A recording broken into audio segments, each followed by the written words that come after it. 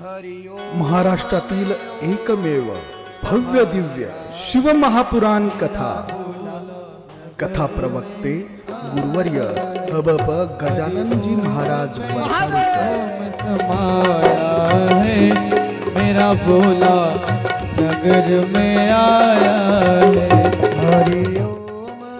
मौजे बहार तालुका चाळीसगाव जिल्हा जळगाव।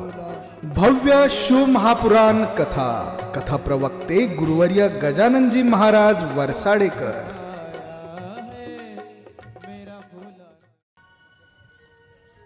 एवढ्या सर्व गोष्टी तुम्ही सांगतात की महादेवाने कामावर सुद्धा विजय मिळवला, मग महादेवाच्या अंगी कधी काम आलाच नाही का?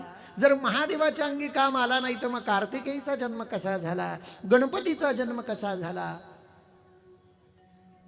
महादेवाचे जेवढे पुत्र आहेत हे महादेवाच्या इच्छेने महादेवाच्या संकल्पनेतून जन्माला आले, पण वासनेतून जन्माला आले नाही, हे लक्षात घ्या। आज महादेवाचं लग्न होणार, पण उद्या कार्तिकेयचा जन्म आहे, गणपती बाप्पाचा जन्म, हे सर संततीचे प्रकार आहेत। मोहजा संतती, कर्मजा संतती, पुण्यजा संतती, रेतजा संतती, वायुजा संतती, संततीचे अनेक प्रकार आहेत। 9 प्रकारची संतती आहे। सोनू रेडी? क्या बात है। 9 प्रकारची संतती आहे। उद्याचा विषय। सनत कुमारांनी नंदेश्वराला विचारलं, महादेवाने लग्न तरी का केलं? बरं एक गोष्ट सांगा, सती मातेने आपल्या देहाचा त्याग केला, मग परमात्म्याने पुन्हा लग्न केलंच नाही का? केलं ना। भगवान शंकर राहतात कुठे? हिमालयावर। कैलास पर्वत कुठे आहे? हिमालयामध्ये। आणि हिमालयामध्ये महादेव राहत असताना सती मातेची फार सेवा केली मैना मातेने। मैना कोण होती? हिमालयाची पत्नी। मैना मातेने खूप सेवा केली। एके दिवशी सती माता प्रसन्न झाल्या आणि सांगितलं, मैने तू माझी फार सेवा केलीस ग, तुला या सेवेचा परिपाक म्हणून काय पाहिजे? तुला काय हवंय माझ्याकडनं? सती माता म्हणते, तुझी जी इच्छा असेल ते माग। मैना माता सांगते, मला काही नको, तुम्ही माझ्या पोटून जन्म घ्यावा, माझी अशी इच्छा आहे। तेव्हा पार्वतीच्या जन्माची कथा सांगितली जाते। या मैना मातेची अनंत जन्माची पुण्याई आहे। आपल्या पोटी चांगली संतती जन्माला येण्याकरता आपण चांगले कर्म केलेले असावे लागतात। आपल्या कर्मावर अवलंबून आपली संतती कशी जन्माला येणार?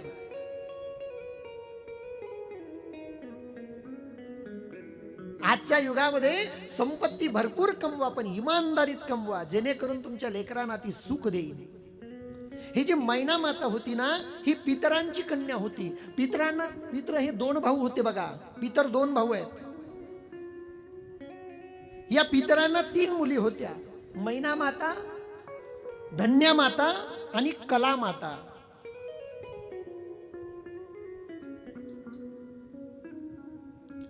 या 2 भाऊंना असणाऱ्या या 3 मुलींनी फार साधना केली आणि मग भगवतीला प्रसन्न करून घेतलं आणि भगवतीला सांगितलं की तुम्ही आमच्या उदरातून जन्म घ्या। म्हणून मैना मातेच्या पोटी पार्वती मातेचा जन्म झाला, धन्या मातेच्या पोटी सुनैना मातेचा जन्म झाला आणि कला मातेच्या पोटी कीर्ती मातेचा जन्म झाला। ही कीर्ती माता कोण? तर राधा राणींची आई।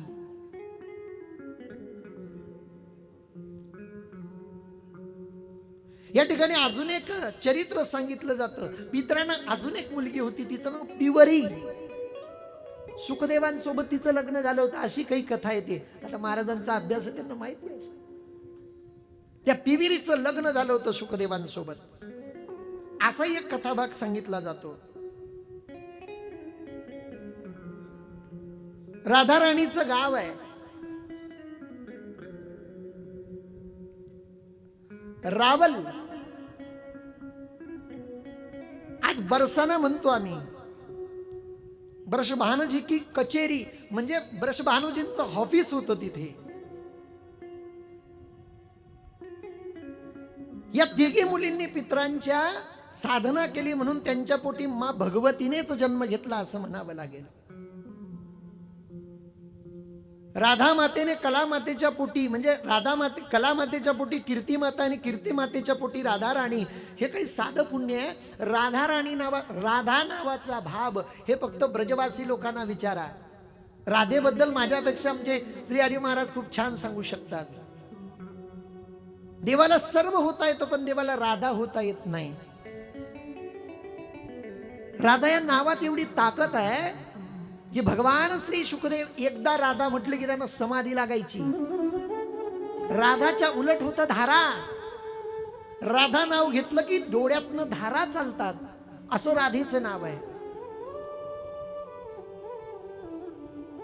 देवाला प्राप्त करायचं असेल तर राधा राणीचं भजन करा, परमात्मा लवकर प्राप्त होते. राधेचा अधिकार कमी नव्हता. राधा भगवंताची पत्नी नव्हती, प्रियसी होती.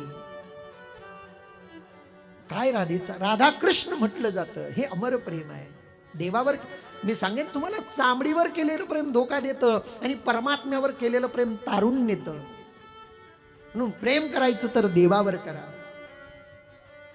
राधा नामाचा फार मोठा महिमा आहे. राधा या शब्दाचा खूप मोठा महिमा आहे.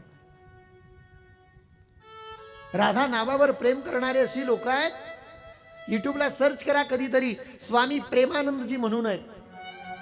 ब्रजमंडलात राहतात, वृंदावनात. स्वामी प्रेमानंदजी दोघी किडन्या फेल आहेत त्यांच्या. त्याचा आवाज ऐकला ना, इतकं माधुर्य आहे त्या आवाजामध्ये, बाप रे बाप. राधा नावावर कसं प्रेम करावं हे त्या प्रेमानंदजींचं जीवन सांगतं. दोघी किडन्या फेल असून सुद्धा तो माणूस इतका हॅपी जगतो की काय सांगावं तुम्हाला. मरण माझे मरून गेले, मज केले अमर, अशा पद्धतीनं जगणारा तो माणूस.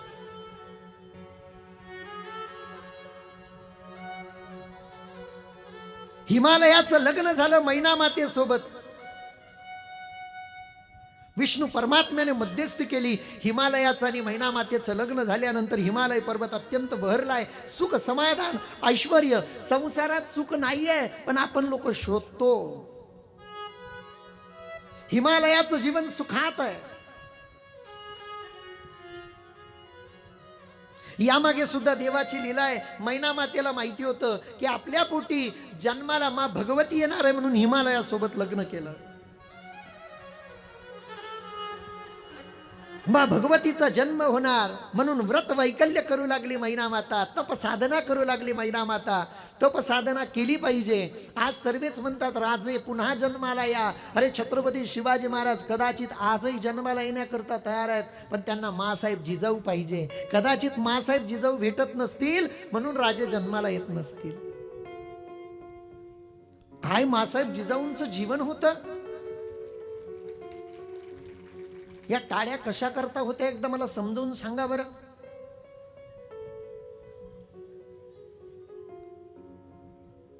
आज जिजाऊ मासाहेब हव्यात. जिजाऊ मासाहेबांनी जे संस्कार दिले ना माई माऊल्याने, ते फार महत्वाचे. 7व्या महिन्यामध्ये गडकऱ्यांच्या धर्मपत्नी राणी लक्ष्मीबाईने विचारावं, मासाहेब तुम्हाला काही खावं प्यावं वाटतं का? जिजाऊ मासाहेबांना सांगावं, मला काही खावं वाटत नाही, काही प्यावं वाटत नाही. डोहाडे म्हणतात तुम्ही त्याला. तुम्हाला जिलेबीन पेढा खावा वाटतो, काही काहींना तर अजूनच काही काही खावं वाटतं. पण जिजाऊ मासाहेबांना सांगावं, दासी मला वाटतं आत्ताच्या आत्ता घोड्यावर टाच टाकावी, हातात दुधारी तलवार घ्यावी, सह्याद्रीच्या दऱ्याखोऱ्यात घोडा सोडावा, समोर येतील तेवढ्या यवनांचा निपात करावा, पुन्हा रामराज्य निर्माण करावं, गोब्राह्मणांचं रक्षण करावं, हिंद विश्वराज्य स्थापित करावं, पुन्हा या महाराष्ट्रावर भगवी पताक फडकवावी, असे डोहाडे जिजाऊ मासाहेबांना झाले. तेव्हा कुठे राजा शिवछत्रपती जन्माला आले. आज पोरग पोटात असताना मुलतांची माती खाय, चुल्याची राख खाय, भीतीचे पोपडे खाय, खडू खाय, काय काय खासान. कसे राजे जन्माला येतील? हा, हे तुमच्यावर अवलंबून आहे. लेकराला असे संस्कार द्या पोटात असतानाच. अरे अभिमन्यू चक्रव्यूहात कसं जावं आईच्या पोटात शिकला. लेकरं शिकतात. गर्भाधान संस्कारापासून संस्कार चालू होतात. मैना मातेला माहिती होतं माझ्या पोटी जन्माला येणारी कन्या, हिला मला वाढवायची आहे, हिला मारायची नाही. मारण्याच्या बाबतीत तर मी सांगेल, मध्ये बोललो पुन्हा एकदा सांगेल, मारण्याच्या बाबतीत पुतना पुरवडली, पण आमची आई बहीण नाही पुरवडली. किमान भगवान कृष्णाला जन्माला येऊ दिलं आणि मग मारायला आली. आमच्या माय मावश्या पोटातच मारून टाकतात. अरे किती मोठं पाप आहे. तुम्हाला असं वाटतं का त्या बाळाला कळत नसेल? अरे पोटात असणार बाळ कोणाशी बोलत नाही पण आईशी बोलतं. कुठे जाता तुम्ही? इकडं गुजरात मध्ये जा ना. तुमच्यात जर खरंच माणुसकी शिल्लक असेल ना, कधीतरी त्या पोटातल्या बाळाला विचारा. ते बाळ सांगेल. ते बाळ म्हणतंय तुम्हाला, आई अगं मला जन्म घेऊ दे ना. 9 महिने 9 दिवसांनी. या पोरीचं मनोगत आहे. महाराजांच्या शब्दाकडे लक्ष द्या. ते पोटातलं बाळ सांगतं आईला, आई मला घेऊ दे ना जन्म.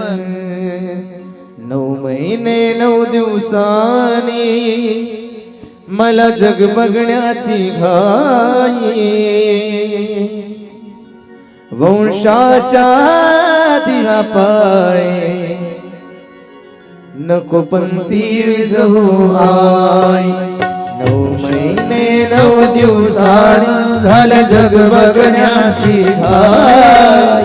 वंशाच्या दिव्या पायी नको पंथी विजवू आई. वंशाच्या दिव्या पायी नको पंथी विजवू आई.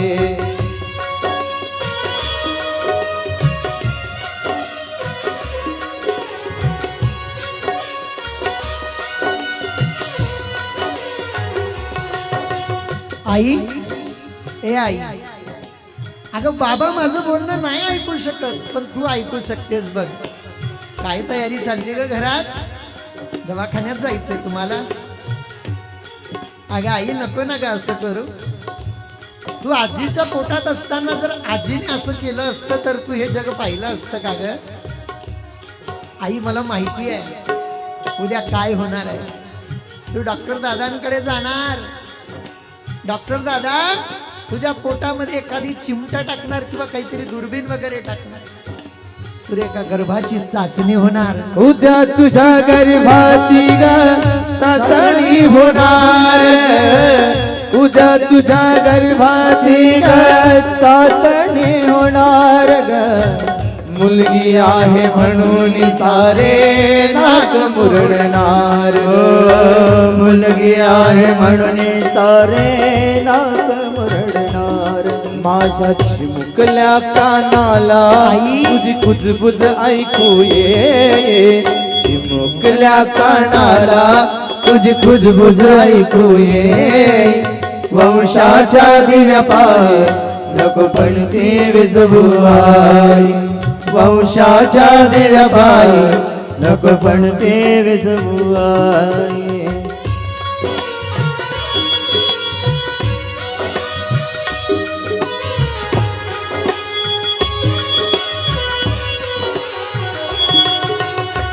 अविचाराने तू माझा करू नको घात ग. अविचार तू माझा करू नको घात ग. जन्मभर ठेवीन आई तुला मी सुखात ग.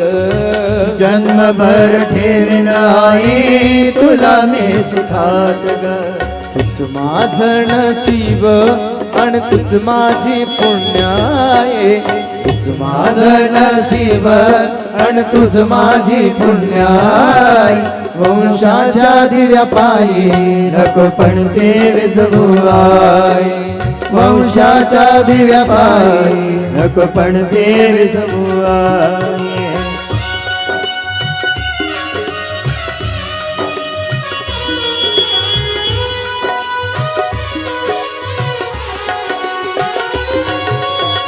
पाहू देई दुनिया मजला डोळे भरून ग. पाहू दे दुनिया मजला डोळे भरून ग. घाल अंगावरी माझ्या मायेचं पांघरून ग. घाल अंगावरी माझ्या मायेचं पांघरून ग. घाल अंगावरी माझ्या मायेचं पांघरून ग. घाल अंगावरी माझ्या मायेचं पांघरून ग. तुझ्या मंजुळवाणी मधुनी मज आई ऐकू ये. मंजुळवाणी मधुनी मज ऐकू दे अंगाई वंशाच्या दिव्या पायी नको म्हणते विजवू आई वंशाच्या दिव्या पायी नको म्हणते विजवू आई वंशाच्या दिव्या पायी नको पंक्ती विजवू आई का म्हणून मुलीचा पीठ धरावा दादा कशा करता मुला परी मुलीला या मिळो जन्माचा आनंद मुला परी मुलीला मिळो जन्माचा आनंद तूच भ्रूण हत्तेला घाल पाय बंद तूच भ्रूण हत्तेला घाल पाय बंद तारण मारण तुझ्या हाती सर्व काही वंशाच्या दिव्या पायी नको पंक्ती विजवू आई वंशाच्या दिव्या पायी नको पंक्ती विजवू आई एकदा जोरदार टाळी वाजवा आमच्या राधेश्याम महाराजांसाठी 9 महिने 9 दिवसांनी झाली जग बघण्याची घाई वंशाच्या दिव्या पायी नको पण ती विजवू आई. अगं आई तुला दिवा लावायचा आहे पण पंक्ती वाचून लागू शकत नाही बरं का. मैना माता विचार करते माझ्या पोटी मुलगी जन्माला येणार पण माझं नाव अमर करणार. बघता बघता संसाराला सुरुवात झाली. मैना मातेला दिवस गेले. मैना मातेचे डोहाळे पर्वतराजानं विचारले, डोहाळे पुसले, डोहाळे पूर्णत्वास नेलेत.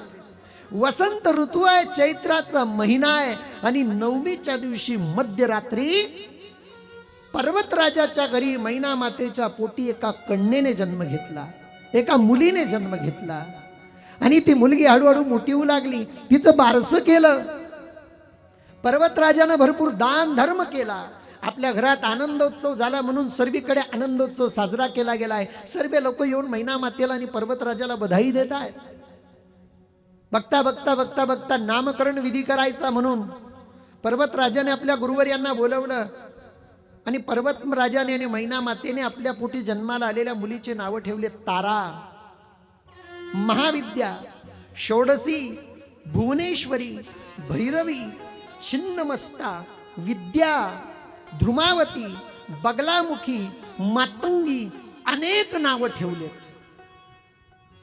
हे सर्व नाव जरी असले तरी प्रत्येक मुलीला घरी एक टोपण नाव असतं. जसं की इंद्रायणी, ईशू नाव टोपण असतं घरी, शॉर्टकट घेतलं जातं. प्रत्येकाचं असतं ते. पण नाव चांगले ठेवत जा. बऱ्याच लोकांना आता पिंटू म्हणतात. काय म्हणतात? पिंटू. आता ठीक आहे हो, मी जाणून बुजून हेच नाव निवडलं. आता पिंटू पप्पा ठीक आहे, मग पिंटू आजोबा चालेल का हो? नाही, त्यांना चालतं काही बी.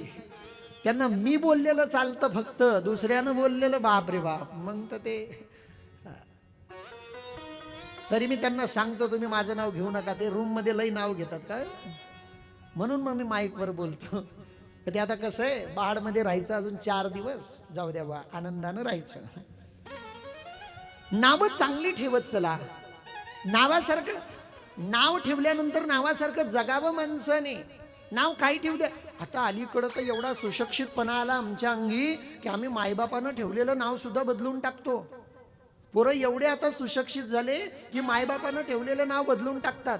मलाही माहित नव्हतं, आपण त्या भानगडीतच नाही. पण एक कॉलेजचा पोरगा मला म्हणे, महाराज तुमचं नाव बदलवायचं. म्हटलं कागदोपत्री सुद्धा बदलवता येतं म्हणे, दिल्लीहून बदलून येतो. म्हटलं चांगलं आहे बा, नाव सुद्धा बदलतात. पण एक लक्षात घ्या, आपल्या नावाप्रमाणे आपलं सामर्थ्य. आमचे गुरुजी सांगायचे ना, एका माणसाचं नाव होतं म्हणतात ठणठणपाल. काय नाव होतं? ठणठणपाल. तो म्हटलं माझ्या मायबापाला अक्कलच नाही, असं कुसं नाव ठेवत असतात काय? ठणठणपाल कोणाचं नाव आहे? मी माझं नाव बदलवून टाकतो. पण मग नाव काय ठेवायचं? चला म्हटले बाह्य जगाचं जरा सर्वे करू आणि मग आपलं नाव ठेवू. तो सर्वे करण्याकरता निघाला. गावाच्या बाहेर आला. एक बाई गौऱ्या वेचत होती. तिला विचारलं, मावशी तुझं नाव काय? ती म्हणे माझं नाव लक्ष्मी. म्हणे हिच्या नावात काय खरं आहे? नाव लक्ष्मी आणि गौऱ्या वेचते, काय खरं नाही. हिचं नाव फुसकं आहे. पुढे गेला. एक माणूस मंदिराजवळ भीक मागत होता. म्हणे का रे बाबा तुझं नाव काय? हा म्हणे धनपाल. नाव धनपाल आणि भीक मागतो, याच्याही नावात काही किंमत नाही, फुसकं काम आहे याचंही. एका जणाची अंत्ययात्रा चालली होती. म्हणे का हो हे जे मेलेत यांचं नाव काय? म्हणे अमरसिंग. त्याने एक दोहाच तयार केला. तो म्हणतो लक्ष्मी तो गौऱ्या बेचे भीक मांगी धनपाल. काय म्हणतो तो? लक्ष्मी तो गौऱ्या बेचे भीक मांगे धनपाल, अमरसिंग तो मर गया भला बिचारा ठणठण पाल. अरे आपल्या नावाला आपण वजन तयार करा. अनेक नावं ठेवलेत, पण पर्वताची पोरगी म्हणून नाव ठेवलं पार्वती. पार्वती माता हळूहळू मोठी होऊ लागली. नारदाचं आगमन झालं आणि नारदानं भविष्य सांगितलं. भविष्य विचारतात ना बाया, भविष्यावर लई विश्वास बायांचा. भविष्य विचारतात. नारदाला विचारलं, महाराज आमच्या मुलीचं भविष्य सांगा. नारदानं सांगितलं खरं खरं भविष्य. नारद म्हणे तुमची पोरगी ही अत्यंत उज्ज्वल नक्षत्रावर जन्माला आलेली आहे. हजारो जन्माची तपश्चर्या तुमची फळाला आली, म्हणून तुमच्या घरी या कन्येने जन्म घेतला. तुमचं इथून पुढे नाव उज्ज्वल आहे. आणि ही गोष्ट तेवढीच खरी आहे, इथं बसलेल्या 70% लोकांचा अनुभव आहे. ज्यांच्या ज्यांच्या घरी मुलगी जन्माला आली तिथून पुढे दिवस बदलून जातात, चांगले दिवस चालू होतात. किमान 100%तल्या 70% लोकांचा अनुभव असेल की आपल्या घरी कन्या जन्माला आली की दिवस बदलतात. स्वानुभव आहे हा.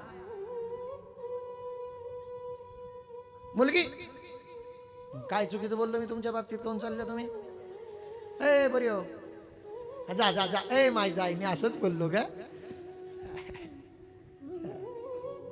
पार्वती मातेचं भविष्य सांगितलं. पर्वतराज मैना माता तुम्ही अनंत जन्माची साधना तुमची केलेली पुण्य उदयाला आली, म्हणून तुमच्या घरी साक्षात भवानी परंबा जगदंबा मातेने अवतार घेतलेला आहे. तुम्ही भाग्यवान आहेत. पण ऐका, हिचा पती हा अजन्म असेल, वैराग्यवान असेल, त्याच्या जीवनामध्ये त्याला कपड्यांचे सुद्धा शुद्ध नसेल, त्याच्यासारखा वैराग्यवान कोणीच नसेल, त्रिविध तापाची बोडवण करणारा असेल, तो स्मशानात राहणारा असेल. आता कोणत्या मायबापाला असं वाटतं की आपला जवळ स्मशानात राहणारा असेल?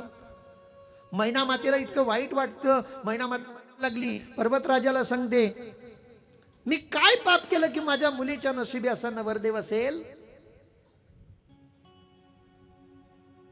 इतका वैराग्यवान की त्याच्याकडे घर नसेल, तो स्मशानात राहील. अशा मुलाला मी का म्हणून माझी मुलगी देऊ? सुंदर आहे, रूपवती आहे, देखणी आहे, माझी मुलगी मी देणार नाही. पण जेव्हा मैना मातेला कळालं की हे दुसरे तिसरे कोणी नसून कैलास पर्वतावर ध्यानस्थ बसणारे असले देवादिदेव महादेव साक्षात भोलेनाथ आहेत, मैना मातेला आनंद वाटला. मैना मातेला आनंद वाटला. मा पार्वती हळूहळू मोठ्या होऊ लागल्या. मा पार्वती मातेच्या स्वप्नामध्ये साक्षात महादेव गेलेत आणि सांगितलं की साधना करा. स्वप्नात दृष्टांत दिला. मा पार्वतीने साधना केली आणि मा पार्वतीने साधना केल्यानंतर साक्षात ब्रह्मदेवानेच पर्वतराजाच्या घरी विवाहाचा प्रस्ताव आणला की तुमची मुलगी देवादिदेव महादेवाला द्या. कारण एक राक्षस माजलेला होता. त्या राक्षसाने भोलेनाथाला प्रसन्न करून घेतलं आणि भोलेनाथाला सांगितलं की मला अजन्म करा, मला अमर करा. भोलेनाथ म्हटले अमर होऊ शकत नाही. म्हटले मग असा वर द्या की ज्याच्याने मी मरूच नाही. म्हणे असा वर देता येत नाही, दुसरं काहीतरी माग. त्यानं सांगितलं भोलेनाथ तुमच्या मुलाच्या हातून माझं मरण व्हावं, मला असा वर द्या. आणि तो असुर अत्यंत माजलाय, उन्मत्त झालाय, ऋषी मुनींचे यज्ञ बंद पाडतोय. त्याच्या दरबारात अत्यंत पाप होतंय. त्याचं पाप या धरती मातेला सुद्धा ओझं होतंय. धरती मातेकडनं सहन होत नाही. ब्रह्मचंद्र इंद्र महेंद्र सर्वेच ब्रह्माजींकडे गेल्यानंतर महाविष्णूंकडे क्षीरसागरामध्ये धाव घेतली. सर्वांनी मिळून पर्वतराजाला मनवलं आणि सांगितलं की पर्वतराजा तुमची पोरगी तुम्ही महादेवाला द्या. पर्वतराजानं सांगितलं मी देण्याकरता तयार आहे, पण महादेव तयार आहे का? महादेवासारखं भोडं दैवत नाही. साक्षात ब्रह्माजी आलेत आणि हट्ट धरला की प्रभू तुम्हाला विवाह करावा लागतो. भोलेनाथानं सांगितलं काही अडचण नाही. भोलेनाथ असं म्हटले आणि ध्यानस्थ झालेत. भोलेनाथानं समाधी लावली. भोलेनाथानं समाधीतून उठवेल तरी कोण म्हणून मा पार्वतीने पुन्हा तप केलं. भोलेनाथाला प्रसन्न करून घेतलं आणि सांगितलं तुम्ही मला माझ्या आयुष्यामध्ये पती रूपाने मिळावेत अशी माझी इच्छा आहे. लग्नाची जय्यत तयारी झाली. स्वतः विश्वकर्माला सांगून लग्नाचा पर्वतराजानं मंडप बांधला. सर्व देव लोकांना मूळ पत्रिका देण्यात आल्या जशा काल तुम्हाला दिल्या होत्या तशा.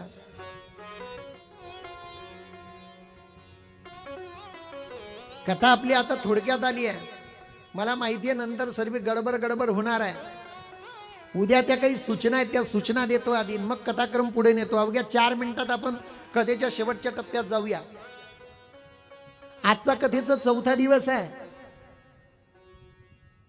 उद्यापासून या मंडपामध्ये अजून आनंदोत्सव आहे. पहिली गोष्ट तर उद्या सकाळी रुद्राभिषेक आहे. मी कालही बोललो होतो रुद्राभिषेकसाठी कुठलीही फी नाही. 1 रुपया तुम्हाला खर्च नाही. फक्त जे साहित्य सांगितलं जाईल ते घरून घेऊन यायचं आहे. रुद्राभिषेकचा टाइम आहे सकाळी 5 वाजता. जेवढी रुद्राक्ष आहेत समोर त्याची पिंड तयार केली गेलेली आहे.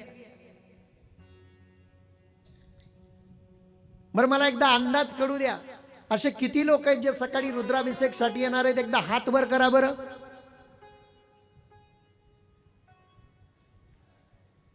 महिला पुरुष जेवढ्याने हात वर केले ठीकच आहे. पण सांगेन की जीवनामध्ये ही वेळ ही संधी पुन्हा पुन्हा येणार नाही. सकाळी सर्वांनी ज्याला ज्याला शक्य आहे त्यांनी पती सहपत्नीक पती आणि पत्नी दोघांनी इथून एक साहित्य आमचे राधेश्याम महाराज वाचून देतील. ते साहित्य सर्वांनी लिहून घ्यायचं आहे. देवांचं आगमन झालंच आहे. बरोबर सकाळी 5 वाजता रुद्राभिषेक चालू होणार. सर्वांनी बरोबर 4:45 इथं हजर राहायचं आहे. जो जसं येणार त्याला रांगेत बसवलं जाणार. जो शेवट आला वशिल्याचा काही विषयच नाही त्याला मागे बसावं लागणार आहे. म्हणून रुद्राभिषेकसाठी सर्वांनी यायचं आहे. आणि ज्यांना ज्यांना कुपन हवे असतील कालपासून तिकडं बाहेर कुपन ठेवलेले आहेत. ज्यांना ज्यांना रुद्राक्षाचे कुपन हवे असतील त्यांनी कथा सुटल्यानंतर कुपन घेऊन जा. इतका मोठा उत्साह आहे की आज सर्वांना चहाची पण व्यवस्था केलेली आहे. कारण कलियुगामध्ये चहा इतकं आवडतं पेय कोणतंच नाही. चहा अत्यंत आवडते. मी तर माझ्या आयुष्यात कधीचीच सोडली पण चहा खूप आवडते लोकांना. असं म्हणतात कलयुग में त्रेता युग में फल फलावन. ऐसा ही ना महाराज जी. त्रेता युग में फल फलावन द्वापार युग में घी कलयुग में चाय बाबा फूक फूक कर पी. चहावर इतकं प्रेम आहे. काही काही लोक बायको सोडतील पण चहा सोडत नाहीत. इतकं प्रेम आहे चहावर. म्हणून ठेवली आहे प्रसाद म्हणून. ज्याला लागेल त्यानं घ्या. ज्याला कुपन पाहिजेत कुपनही न्या. शेवटी आरती झाल्याशिवाय कोणी जागा सोडणार नाही. अजून बऱ्याच सूचना आहेत. काही लोकांचे सत्कार आहेत. ते सत्कार झाल्याशिवाय आपण जागा सोडायची नाही. कथाभाग सर्व सांगितला जाईल. नंतर मा भगवतीचं मा पार्वतीचं आणि महादेवाचं लग्न लागेल. थाटामाटामध्ये जिकडे तिकडे लग्नाची बातमी जाते. देवांना मूळ पत्रिका देण्यात आल्यात. महादेव म्हटले माझ्या लग्न आहे ना माझ्या लग्नामध्ये माझे आवडते माझे भक्तगण पण आले पाहिजेत. सर्व देव लोकांनी असा विचार केला की देवाचे भक्तगण कोण तर भूत. परमात्म्याने सर्वांना फोन केलेत आणि कैलास पर्वतावर महादेवाचे सर्व भक्तगण जमा झालेत. वेगळ्या वेगळ्या प्रकारचे भूत आलेत. काहींना मुंडकच नाही. काहींना 10-10 15-15 मुंडके. काहींना हातच नाहीत. काहींना हजारोनी हात. इकडे लक्ष द्या अजून लय वेळ आहे. तुम्ही का म्हणून गडबड करताय. परमात्म्याचे सर्व भक्तगण आलेत बुवा. वेगळ्या वेगळ्या प्रकारचे भूत आहेत. मागे एकदा विषय झालाय जगात भूत आहे का. मानणं न मानणं आपल्यावर आहे. पण आमचे संत प्रमाण आहे. हनुमान चालिसेत आम्ही म्हणतो भूत पिशाच निकट नाही आवे महावीर जब नाम सुनावे.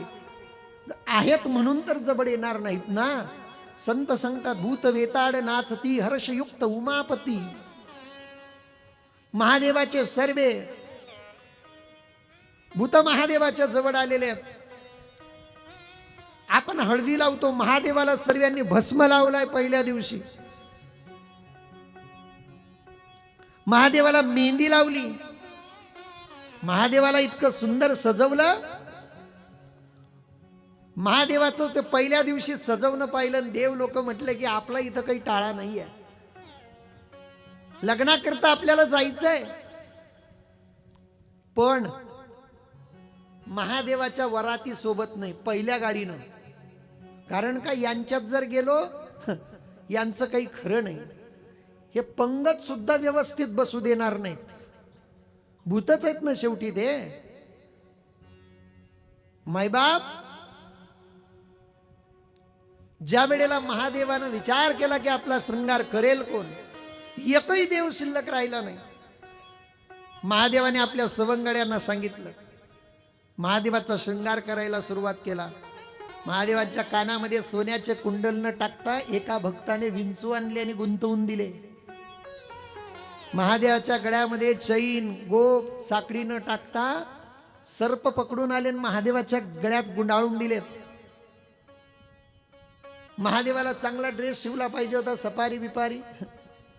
व्याघ्रांबर म्हणजे वाघाचं चामडं महादेवाला लावून दिलं. डोक्यावर रुद्राक्षाच्या माळ्यांचं फार मोठं जटाजूट करून दिलं. एकाने चंद्रच पकडून आणला आणि महादेवाच्या डोक्यात खोसून दिला. त्या चंद्राचा लख प्रकाश महादेवाच्या चेहऱ्यावर पडतोय. महादेवाच्या पूर्ण अंगाला भस्म लावलाय. महादेव तयार झालेत. महादेवांना नंदीवर बसवलं.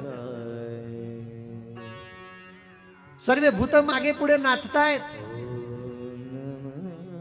आणि महादेव कैलास पर्वतावरून निघाले. आनंदोत्सव साजरा करत करत करत करत करत करत हिमालय राजानं ज्या ठिकाणी मंडप घातलाय, मंडप असा तसा नव्हता. स्वर्ग मृत्यू पाताळ याचा मंडप घातला हो. अत्यंत भव्य मंडप दिलेला आहे. सर्व देव लोक त्या ठिकाणी लग्न मंडपामध्ये पोहोचले. मा पार्वतीला तिच्या मैत्रिणी विचारतात, का ग इंद्राला पाहिलं बघ, याच्यात आहे का कोणी नवरदेव? मा पार्वती म्हणते याच्यात कोणीच नाही. इंद्रदेवाने आपलं आसन पकडलंय. ब्रह्माजी आलेत.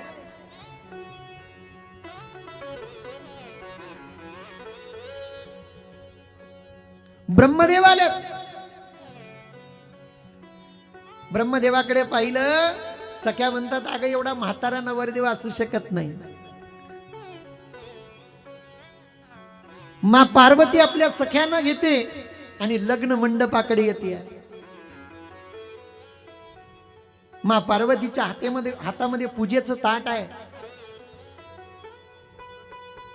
पंचारती केलेली आहे. कधी महादेव येतील, कधी माझ्या या नेत्रातून नेत्र सुख मी घेईल, महादेवाला बघेल. ते सुख अनुभवण्याकरता मा पार्वती उत्सुक आहे, लालायित आहे. मैत्रिणींसोबत चर्चा करते मा पार्वती.